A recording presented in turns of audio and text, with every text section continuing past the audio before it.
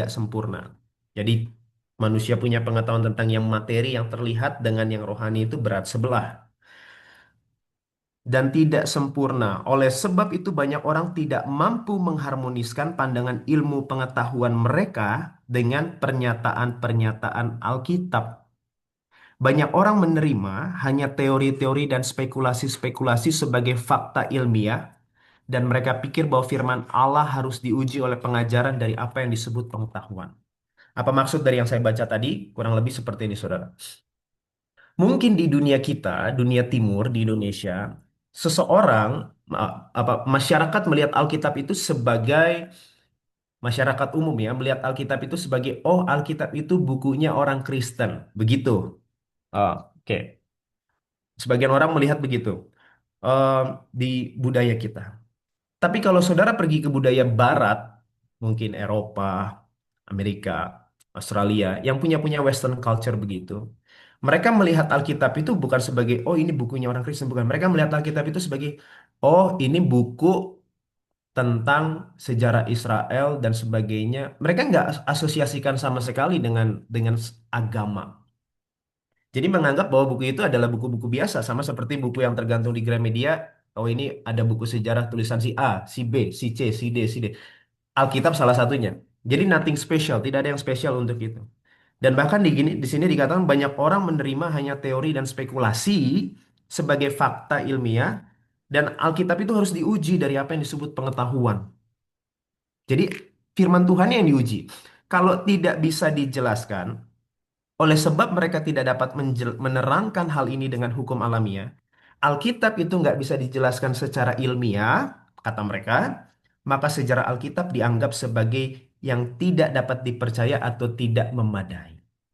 Jadi pagi ini penipuan setan tentang dari sudut pandang ilmiah, pengetahuan, menganggap bahwa kalau Alkitab itu adalah sesuatu yang tidak dapat dipercaya, Alkitab itu adalah sebuah tulisan atau buku yang tidak cukup ilmiah katanya, sehingga mereka tidak terima itu sebagai buku yang valid atau sah. Tetapi itu tidak benar, kita tahu ya. Kita tahu itu tidak benar. Nah, saya mau tunjukkan kepada saudara beberapa eh, pembuktian Alkitab ya. Mungkin buat Bapak Ibu yang sudah kita orang tua, saudara sudah punya eh, fondasi iman yang baik tentang Alkitab. Tapi buat orang muda, buat anak-anak kita, buat cucu-cucu kita yang masih sekolah, waduh ini mungkin udah tidak berminat dengan Alkitab, saudara. Karena mungkin em, pendidikan tinggi dalam tanda kutip, pendidikan mereka yang modern mengajarkan sesuatu hal yang saintifik, yang ilmiah, yang sebagainya katanya, sehingga melihat Alkitab, aduh kurang kurang bagus atau kurang kurang cukup ilmiah lah begitu. Nah, sekarang saya mau coba buktikan secara singkat saja bahwa Alkitab itu juga jauh lebih ilmiah.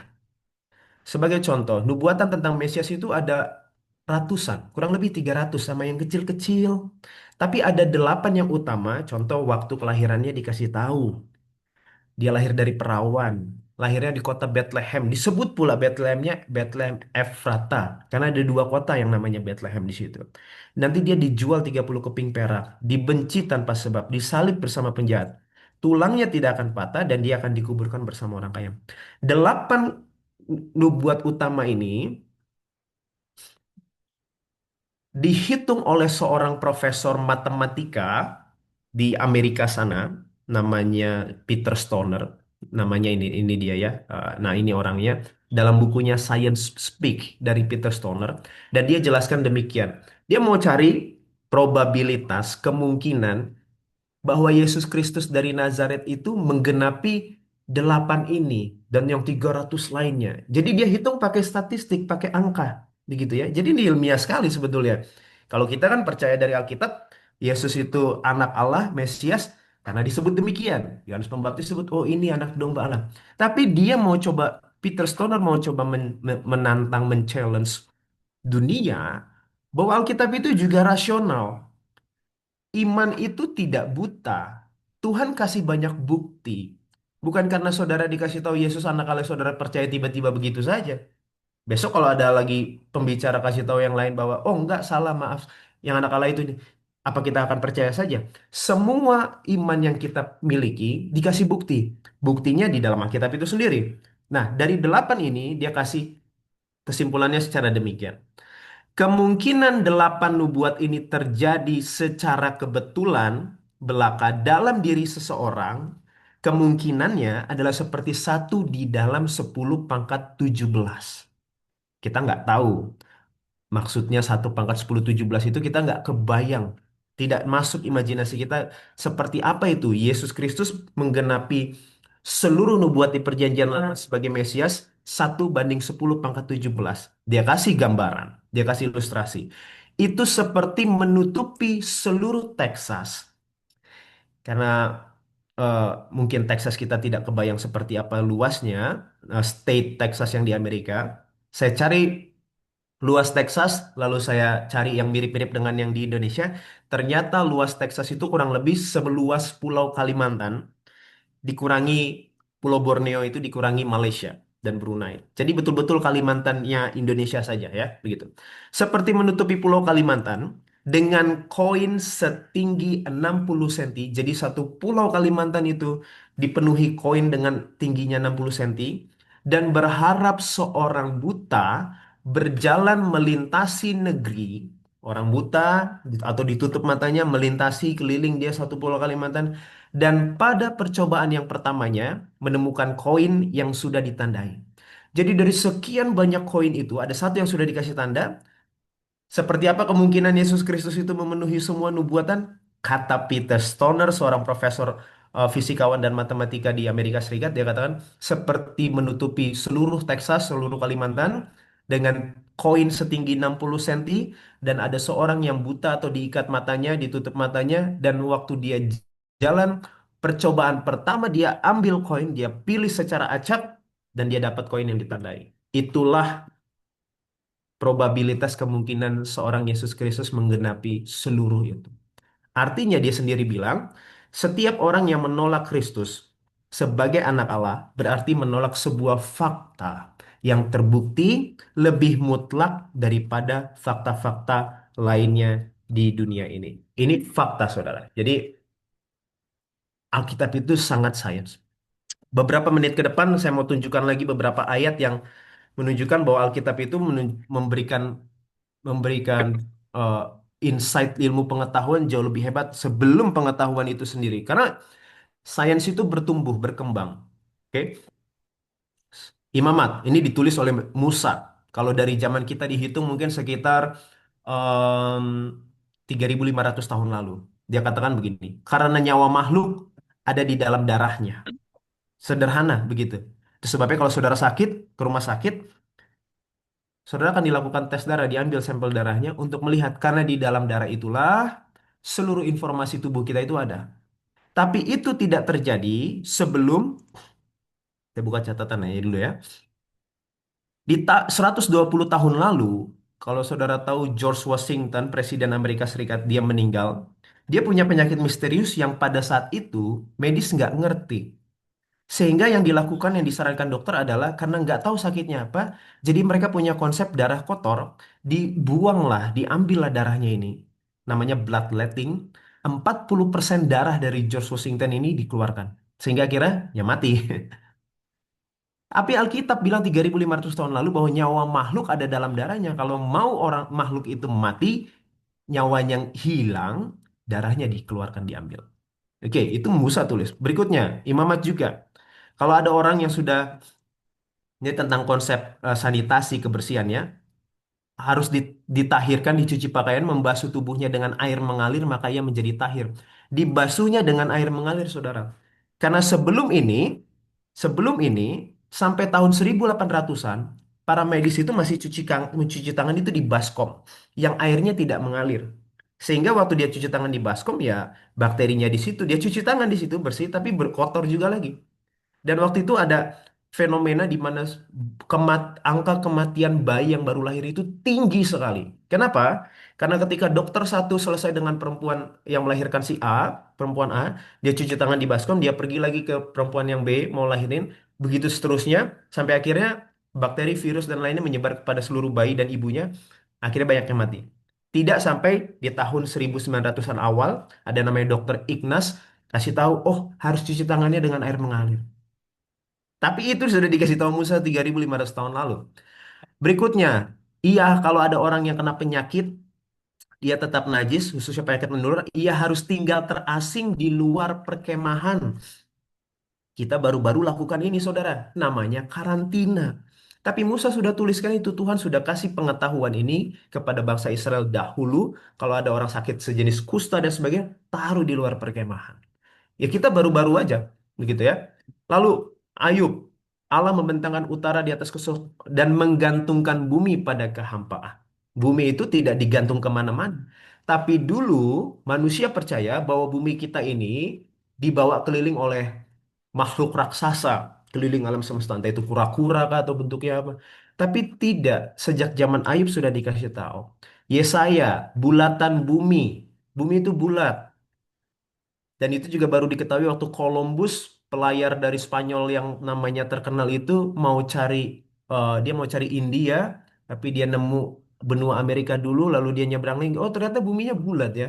Karena di laut itu, di pantai itu dia lihat laut itu seperti ujungnya ada, tapi ketika dijalani ternyata nggak akan masuk itu ke jurang, karena bumi itu bulat. Dan sebagainya, ada sebagainya, ada banyak lagi yang lain yang mungkin waktu tidak bisa eh, eh, memadai. Tetapi yang mau saya sampaikan di sini adalah bahwa Alkitab, w- walaupun ini kita bicara rohani dan sebagainya, tetapi ingat, pengarang dari Alkitab ini adalah Tuhan. Dan di saat yang sama, ilmu pengetahuan dan sains ini juga pengarangnya adalah Tuhan. Ada se- Paulus menyebut ada ilmu pengetahuan palsu, filsafat kosong, ada seperti itu. Dan itulah yang dibilang oleh buku Kebenaran Akhir, banyak orang menerima hanya teori dan spekulasi sebagai fakta ilmiah. Dan salah satu yang terbesar adalah teori evolusi. Itu kan hanya spekulasi, hanya teori. Saudara buka Google, tanya berapa lama umur bumi ini, jawabannya beda-beda. Tergantung siapa profesor penelitinya. Tanya Profesor A, bisa dibilang 60 juta tahun. Tanya Profesor B, tiba-tiba udah naik 100 juta tahun. Tanya Profesor C, tiba-tiba udah naik 1 miliar tahun. Apakah itu ilmiah? Mereka pun berbeda. Itu spekulasi, dan itu teori. Makanya, pionir gereja Advent dulu, waktu ini dan saya nggak tahu bagaimana pelajaran ini apakah masih ada di pendidikan kita di Indonesia negeri secara umum atau bagaimana. Kalau di Barat mungkin masih banyak, tapi di Indonesia saya kurang tahu. Waktu salah satu pionir gereja Advent namanya F.D.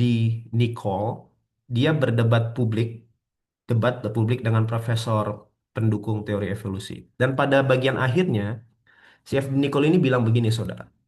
Statement terakhirnya dia katakan seperti ini.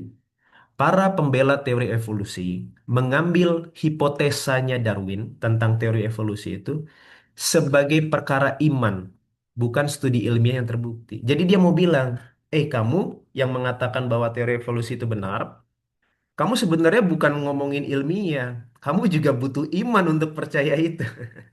Bahkan faktanya, mereka yang percaya pada teori evolusi dan sebagainya dan sejenis dengan itu butuh iman yang lebih besar. Kenapa? Karena buktinya nggak kuat, beda-beda, beda-beda, beda-beda. Sehingga mereka harusnya punya iman yang lebih kuat untuk percaya sama sesuatu hal yang masih masih bimbang. Kalau Alkitab umur bumi 6.000 tahun, saudara lihat di Kejadian 5, saudara hitung umurnya Adam, Set, Enos, Kenan, Mahalalel, dan seterusnya sampai bawah, ya begitu usianya bumi ini. Jadi itu sebabnya dia bilang, itu sebabnya karena kamu para pendukung teori evolusi ini menganggap teorinya Darwin ini kamu pakai iman untuk itu, bukan studi ilmiah yang terbukti. Maka dari itu, pelajaran teori evolusi juga harus ditarik dong dari semua sekolah publik karena itu berdasarkan keyakinan iman, bukan berdasarkan studi ilmiah. Karena kan pelajaran tentang Adventist Education, pelajaran ini nggak mungkin masuk di sekolah-sekolah umum negeri. Karena itu sifatnya private, agama khusus gitu ya, dan nggak boleh masuk. Tetapi teori evolusi masuk dan dianggap sebagai fakta ilmiah, padahal itu pun sebenarnya butuh iman untuk percaya kepada hal-hal yang tidak pasti seperti itu. Jadi dari sini kita belajar salah satu penipuan besar setan. Tujuannya adalah apa, saudara? Tujuannya nggak tidak lain tidak bukan adalah satu. Inilah tujuan yang hendak dicapai oleh setan. Saya bacakan di halaman 552. Tidak ada yang paling diinginkan setan selain daripada membinasakan keyakinan kepada Allah dan kepada firman-Nya. Karena semua ilmu pengetahuan itu mengesampingkan Tuhan dari ciptaannya. Saudara tahu, matahari itu terbit dan terbenam itu tidak seperti jam dinding saudara yang saudara kasih baterai, lalu saudara set jamnya, lalu dia jalan sendiri. Saudara nggak liatin itu, saudara pergi urus rumah, bersihin rumah, masak, dia tetap jalan begitu kan. Itu namanya otomatis. Tetapi matahari terbit, matahari terbenam itu tidak otomatis, saudara. Saudara baca Alkitab dalam Matius 5, dikatakan bahwa Allah lah Bapa yang memberikan matahari bagi orang baik dan orang jahat. Tuhan yang memunculkan matahari itu terbit. Tuhan juga yang membuat matahari itu terbenam. Itu makanya Yesus bilang sampai detik ini Bapakku masih kerja. Karena semua ciptaan Tuhan di dunia ini, semuanya tidak berjalan secara otomatis seperti jam dinding kita. Kalau matahari itu setiap hari tidak di-recharge, tidak di-charge sama Tuhan, itu habis saudara cahayanya. Kalau kalau apalagi kalau padang rumput di gunung-gunung di mana-mana itu yang tidak ada nyirami itu tidak disiram Tuhan, itu kering. Dan cara Tuhan menyiram dengan hujan. Artinya, Alkitab punya pengetahuan konsep pelajaran tentang ilmu pengetahuan yang berbeda dengan apa yang dunia ajarkan. Karena dunia mengenyampingkan penciptanya dan seakan dunia ini, bumi ini muter sendiri. Oh, emang udah begitu. Ada nggak ada Tuhan emang begitu? No. Karena kan banyak, walaupun ada banyak ayat ya. Air laut itu hanya sampai di pantai. Itu karena Tuhan suruh. Kalau nggak disuruh sama Tuhan, dengan banyaknya polusi samudra, polusi lautan, sampah dan sebagainya dan lain-lain, itu mungkin akan banyak itu air laut yang lewat dari pantai dan masuk kepada penduduk yang kita sebut tsunami. Oke? Itu yang dikatakan di kitab Ayub, saya lupa pasal berapa. Tuhan membatasi, kamu sampai sini aja ya air. Dan itu yang dilakukan oleh Tuhan. Jadi sebetulnya pelajaran ilmu pengetahuan yang sejati begitu sangat indah dan harmonis apabila kita percaya kepada Alkitab, yaitu Tuhan sebagai pencipta dan pengarangnya, dan kepada firman-Nya. Jadi ini salah satu penipuan tentang ilmu pengetahuan sains yang perlu kita ketahui supaya kita boleh melihat ciptaan Tuhan itu dari sudut pandang yang lebih luar biasa lagi bahwa semua ini memang diatur, semua ini memang dikendalikan. Itu makanya selalu dibilang selalu baru rahmatnya setiap hari. Kenapa selalu baru? Karena setiap pagi juga Tuhan menerbitkan matahari itu kepada kita. Jadi Tuhan itu setia. Saudara tahu dari mana? Nggak usah jauh-jauh dari hidup saudara. Saudara lihat kalau matahari masih terbit setiap pagi, itulah bentuk kesetiaan Tuhan yang paling pertama kepada bukan hanya saudara, seluruh makhluk, ya binatang, ya manusia, dan lain-lainnya. Karena tanpa itu kita semua akan mati. Jadi semoga Tuhan memberkati kita di sepanjang hari ini dan sampai ketemu di esok hari. Tuhan memberkati. Puji nama Tuhan, terima kasih Saudara Alexander yang telah membawa hati dan pikiran kita pagi ini untuk lebih mengerti kehendak Tuhan di dalam kehidupan kita. Kiranya Tuhan memberkati Saudara Alex dalam keluarga, pekerjaan, dan pelayanan.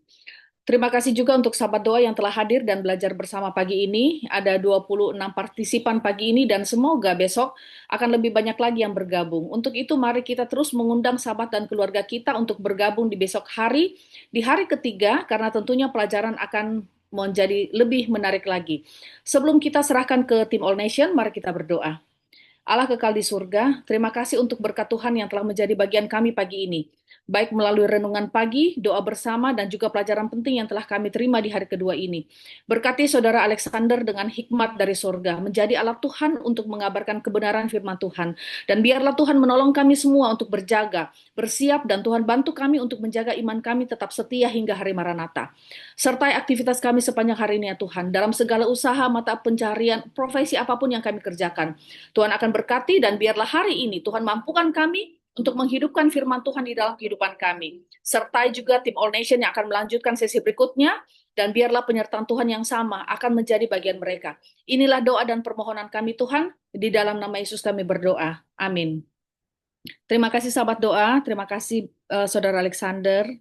Sampai jumpa besok. Terima kasih, Kasih Tuhan Saudara Terima memberkati. kasih, Sampai Alexander. jumpa besok. terima kasih Terima, Bu Enci, terima kasih, terima sahabat kasih doa. saudara semua, terima kasih Bu Tuhan Enci, Yesus terima kasih Terima memberkati. Tante, kasih, Bu jumpa Esti besok. juga.